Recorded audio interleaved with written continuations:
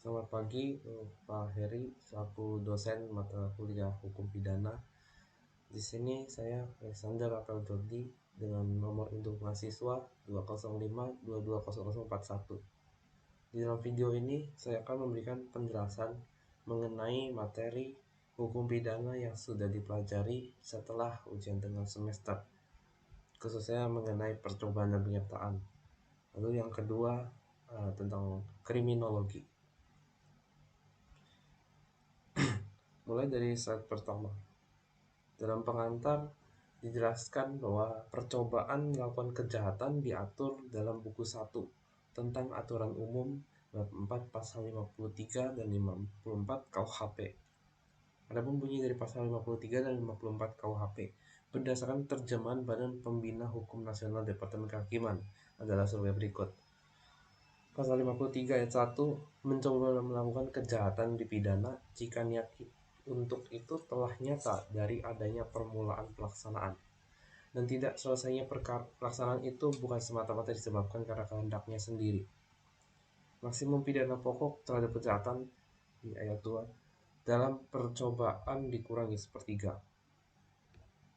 Ayat 3, jika kejahatan diancam dengan pidana mati atau pidana penjara seumur hidup, dijatuhkan pidana penjara paling lama 15 tahun. Ayat 4, pidana tambahan bagi percobaan sama dengan kejahatan selesai. Pasal 54, mencoba melakukan pelanggaran tidak dipidana.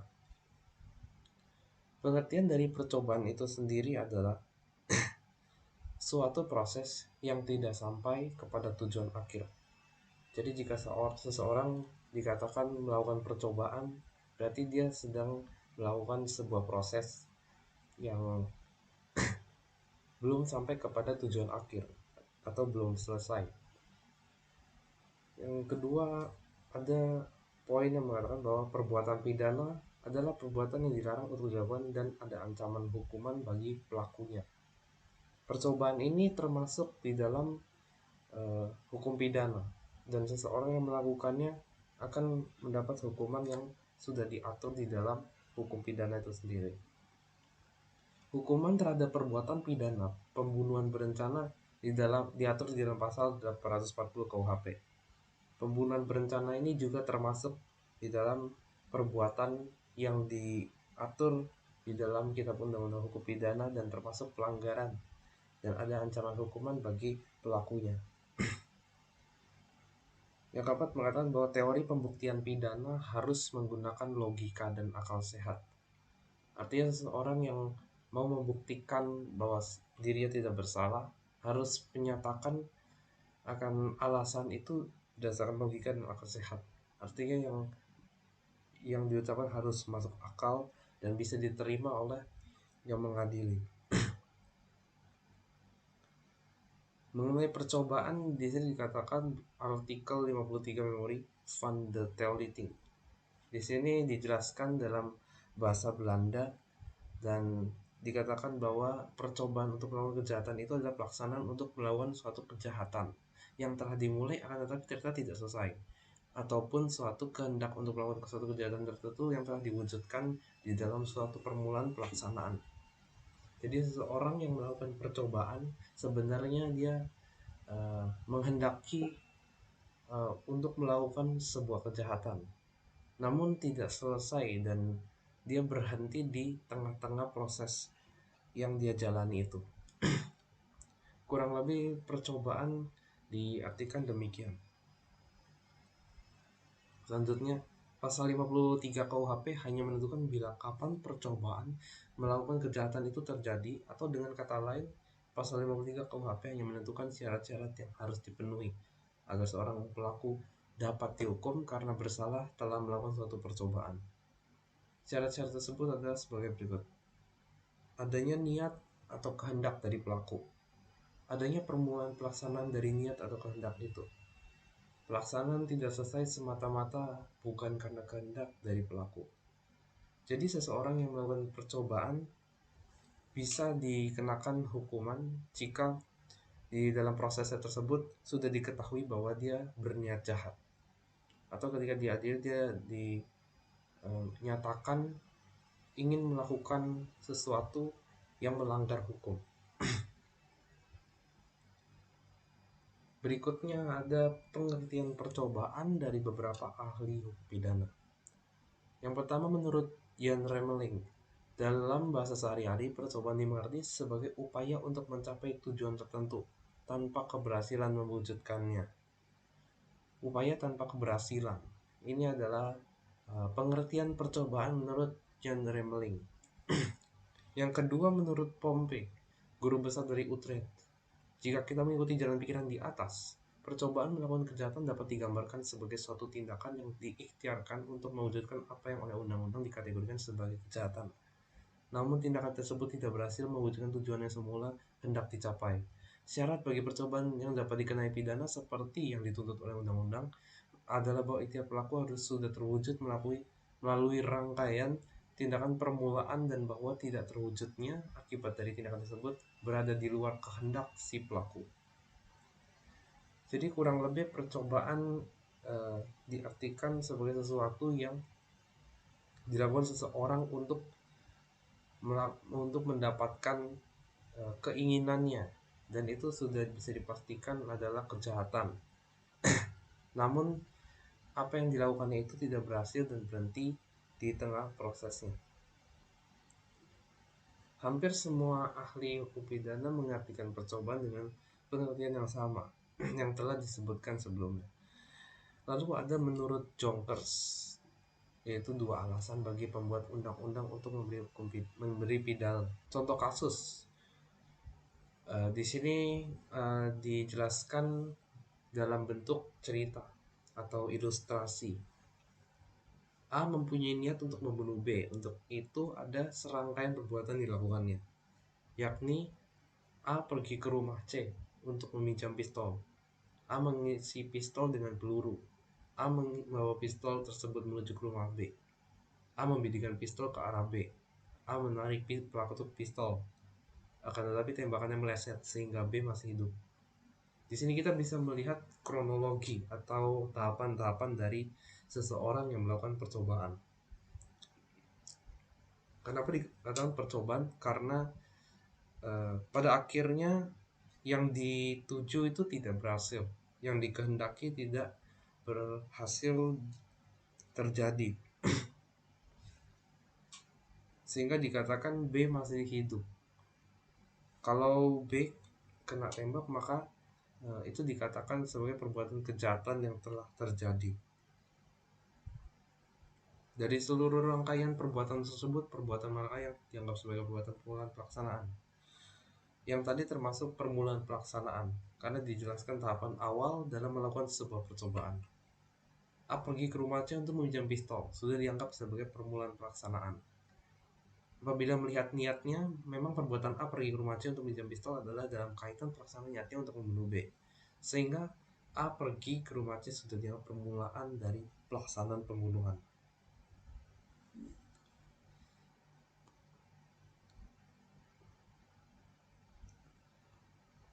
Berikutnya mengenai penyertaan. Apabila dalam suatu peristiwa pidana terdapat lebih dari satu orang, sehingga harus dicari, pertanggungjawabkan, dan peranan masing-masing peserta dalam peristiwa tersebut. Hubungan antar peserta dalam menyelesaikan tindak pidana tersebut adalah bersama-sama melakukan kejahatan. Yang kedua, seorang mempunyai kehendak dan merencanakan suatu kejahatan, sedangkan ia mempergunakan orang lain untuk melaksanakan tindak pidana tersebut. Yang ketiga, seorang saja yang melaksanakan tindak pidana, sedangkan orang lain membantu melaksanakan tindak pidana tersebut. Jadi ada unsur saling membantu di dalam melakukan suatu perbuatan kejahatan. Dan dikatakan bahwa penyertaan ini pelakunya lebih dari satu orang. Biasanya 2 orang yang masing-masing memiliki pikiran yang sama untuk melakukan sebuah kejahatan. Penyertaan dalam bahasa Belanda disebut deelneming. Dan seorang penganjur biasanya mempunyai jabatan, kewenangan, dan kekuasaan. Penyertaan dapat dibagi menurut sifatnya. Yang pertama, penyertaan yang berdiri sendiri, yaitu mereka yang melawan dan yang turut serta melakukan tindak pidana. Pertanggungjawaban masing-masing peserta dinilai sendiri-sendiri atas segala perbuatan yang dilakukan. Kedua, bentuk penyertaan yang tidak berdiri sendiri. yaitu pembujuk, pembantu, dan yang menyuruh untuk melakukan tindak pidana. Pertanggungjawaban dari peserta yang satu digantungkan pada perbuatan peserta lain. Apabila peserta satu dihukum, yang lain juga.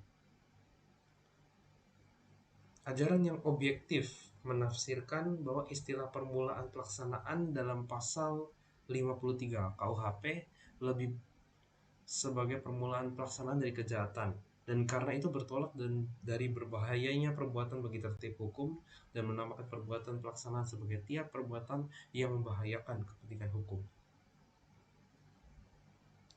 Menurut KUHP, penyertaan diatur dalam pasal 55 dan pasal 56 KUHP.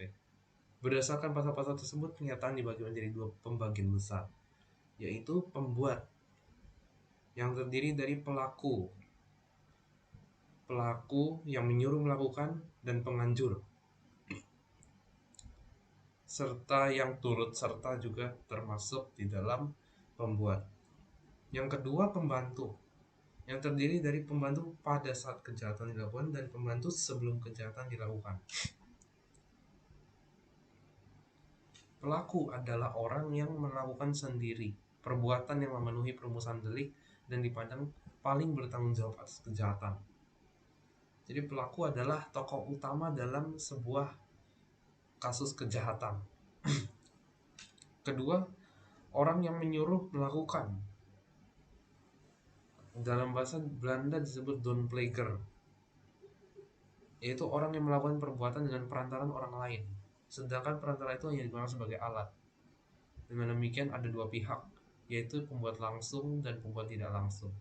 Jadi orang yang menyuruh melakukan ini memberikan perintah kepada yang disuruh, dan yang disuruh adalah yang melakukan tindak pidana. Namun orang yang menyuruh melakukan ini juga termasuk ke dalam pelaku kejahatan tersebut.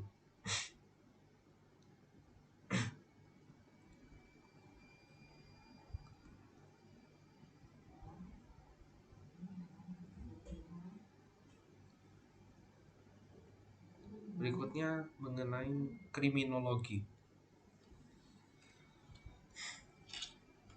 Kriminologi sebagai ilmu pembantu dalam hukum pidana yang memberikan pemahaman tentang fenomena kejahatan, sebab dilakukan kejahatan dan upaya yang dapat menanggulangi kejahatan yang bertujuan untuk menekan laju perkembangan kejahatan. Seorang antropolog yang berasal dari Prancis bernama Paul Topinard mengemukakan bahwa kriminologi adalah suatu cabang ilmu yang mempelajari soal-soal kejahatan. Kriminologi diartikan sebagai ilmu yang mempelajari tentang fenomena kejahatan. Di Indonesia, kriminologi termasuk dalam golongan ilmu hukum, walaupun jika dilihat dari isinya lebih identik kepada ilmu sosial. Bahasa Indonesia disebutkan oleh seorang tokoh bernama G.P. Hufnagel. Kriminologi merupakan suatu ilmu pengetahuan empiris yang dihubungkan dengan norma hukum yang mempelajari kejahatan serta proses-proses formal dan informal dari kriminalitas, situasi kejahatan masyarakat, sebab-sebab dan hubungan sebab kejahatan, serta reaksi dan respons resmi dan tidak resmi terhadap kejahatan dan masyarakat oleh pihak di luar penjahat itu sendiri. W.A. Bonger memberikan penjelasan mengenai kejahatan, yaitu ilmu pengetahuan yang bertujuan untuk menyelidiki gejala kejahatan seluas-luasnya.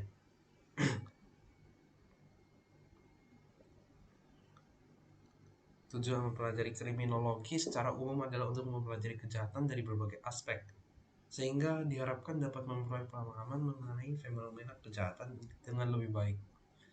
Secara konkret, untuk mempelajari kriminologi ini memberikan kepada kita bahan masukan memuat undang-undang dan pencabutan undang-undang. Segala yang dilakukan oleh orang-orang di masyarakat akan diselidiki bahwa apa yang dilakukan tersebut merupakan bagian dari kriminologi atau kejahatan atau tidak. Menurut analisis ekonomi, manusia dipandang sebagai makhluk yang rasional. Apabila keuntungan yang diperoleh dari suatu aksi lebih besar dari biayanya, maka dia akan melakukan aksi tersebut. Ini diambil menurut Becker 1968 dan Gibbs. Dalam kriminologi ada dua aspek yang menjadi fokus utama, yaitu ingin menemukan faktor-faktor yang menyebabkan seseorang atau sekelompok orang dalam melakukan kejahatan. Setelah kriminologi menemukan faktor-faktor yang menyebabkan seseorang atau sekelompok orang melakukan kejahatan, maka kriminologi melanjutkannya dengan hukuman atau sanksi apa yang paling tepat terhadap pelaku kejahatan tersebut. Penjelasan tentang kejahatan ada mengenai penjelasan spiritual, menyangkut pengaruh setan, kutukan, dan lain-lain. Penjelasan natural, kenapa orang melakukan kejahatan, yaitu bahwa manusia bisa berbuat baik atau buruk, atau cenderung mengejar kepentingan sendiri. Seseorang mempunyai kebutuhan. Jika ia tidak sanggup untuk mendapatkannya, maka dia bisa saja melakukan kejahatan. Penjelasan secara saintifik, hubungan yang teruji antara fenomena yang teramati. Ada 3 objek studi kriminologi, yaitu yang pertama perbuatan yang disebut kejahatan, yang kedua pelaku kejahatan, dan yang ketiga reaksi masyarakat yang ditujukan baik terhadap perbuatan maupun terhadap pelakunya. White collar crime atau disebut juga kejahatan kerah putih. Menurut E. Sutherland, kejahatan kerah putih merupakan kejahatan yang dilakukan oleh orang profesional, kalangan pebisnis, politikus, dan kalangan birokrat. Kejahatan ini lebih bermotif bisnis untuk memperoleh keuntungan sebanyak-banyaknya dari motif politik, yaitu untuk mendapatkan kekuasaan atau mempertahankan kekuasaan. Teori yang populer di kalangan Polri bahwa kejahatan adalah pertemuan antara niat dan kesempatan. Jadi kejahatan bisa terjadi karena ada niat dan kesempatan dari seseorang. Kalau niat saja tidak bisa menimbulkan kejahatan, dan kalau kesempatan saja tidak bisa. Maka harus ada keduanya baru kejahatan bisa terjadi. Kejahatan klasik dipengaruhi oleh penjelasan natural. Manusia mengetahui apa yang terbaik baginya. Manusia bertindak rasional dan kejahatan lahir sebagai produk choice dari individu.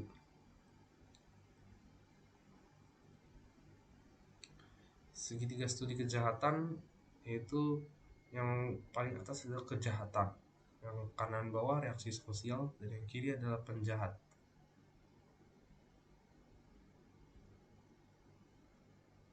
Berikutnya adalah mengenai victimologi. Dalam victimologi, kita dapat mempelajari bahwa kajian ilmiah tentang korban tidak dapat dipisahkan dari tokohnya. Karena victimologi ini adalah ilmu yang membahas tentang korban. Dalam suatu kejahatan pasti ada korbannya dan ada pelakunya. Nah, victimologi ini membahas tentang korbannya.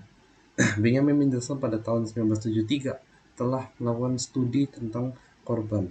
Dan secara keseluruhan, victimologi bertujuan menganalisa berbagai aspek yang berkaitan dengan korban, berusaha untuk memberikan penjelasan sebab-sebab terjadinya viktimisasi, dan mengembangkan sistem tindakan guna mengurangi penderitaan manusia. Jadi korban sebisa mungkin tidak bertambah jumlahnya dalam kehidupan. Korban kejahatan diartikan seseorang yang mengalami kerugian yang diakibatkan oleh tindakan melawan hukum yang dilakukan oleh pelaku kejahatan.